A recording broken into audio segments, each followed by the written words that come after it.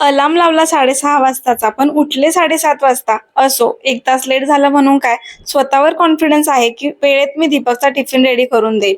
रोज टिफिनला काय बनवावं? हा रोजचाच खूप टेन्शन देणारा प्रश्न. पण रोज तेच-तेच पण नको वाटतं. मग ठरवलं, की आज उसळ बनवूया आणि कालच मठ छान भिजवून ठेवलेले. त्याला खूप सुंदर मोड आलेले आणि मोड आलेली उसळ कुणाला आवडत नाही? आणि माझं काम होईपर्यंत आज रिधवीला काही उठवलं नाही, कारण ती उठली ना, की काम अजून डिले होणार आणि ऑलरेडी मला उशीर झालाय. कांदा टोमॅटो चिरून घेतला आणि गरम तेलामध्ये जिरे आणि कढीपत्त्याची छान फोडणी दिली. तोपर्यंत दीपक पण रेडी झालेले. मग त्यांच्यासाठी साइड बाय साइड चहा बनवायला घेतला. म्हटलं चहा होईपर्यंत भाजी बनवून होईल आणि मग शांततेत दोघं जण चहा पिऊ.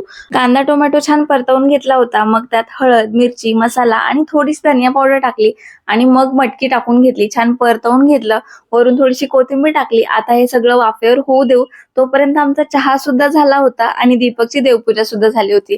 मस्तपैकी दोघांनी शांततेत चहा पिला, थोड्याशा गप्पा मारल्या आणि मग मी चपात्या करायला घेतल्या. तरी पूर्ण जेवण बनवताना टेन्शन होतं, की आता रिधवी उठायला नको, नाही तर मग ती आता काहीच करू देणार नाही आणि ऑलरेडी वेळ झालाय.